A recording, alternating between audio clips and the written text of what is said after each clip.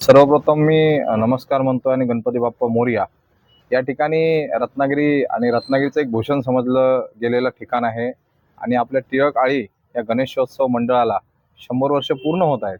या निमित्ताने भारतीय जनता पक्षाचा एक कार्यकर्ता म्हणून मी माझे सर्व सहकारी रत्नागिरी जिल्ह्यातील सहकारी या ठिकाणी गणपतीरायांचं आम्ही दर्शन घेतलंय. मंडळाचे सर्व सदस्य आणि संपूर्ण बॉडी यांनी खूप सुंदर प्रकारे गणपतीरायाची आराधना केली आहे आणि संपूर्ण रत्नागिरी कोकणमध्ये आणि महाराष्ट्रामध्ये सुख समृद्धी लाभावी ही आम्ही परमेश्वराकडे एक आराधना केलेली आहे आणि गणपतीरायांना साकडं घातलेलं आहे की येणाऱ्या काळात शेतकऱ्यांना खूप चांगलं एक शेतीचं पीक म्हणा किंवा इतर अनेक गोष्टी गव्हर्नमेंटच्या स्कीम या लोकांपर्यंत पोहोचणं गरजेचं आहे. अशा प्रकारे आम्ही गणपतीरायाला एक आराधना केलेली आहे.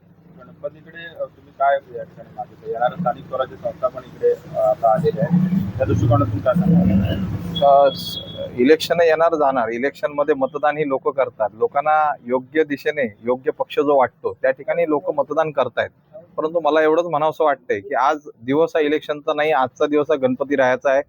गणपतीरायाने आशीर्वाद सर्वांनाच दिलेला आहे. त्यामुळे आजचा दिवस हा राजकारणावर बोलण्यापलीकडचा आहे. त्यामुळे आज परवा 11वा दिवस आहे.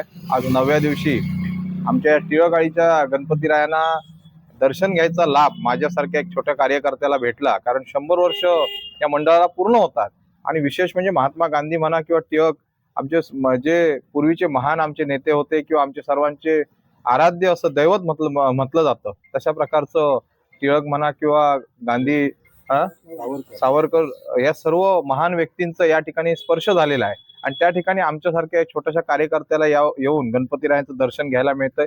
हे आज भाग्य समजायला हरकत नाही.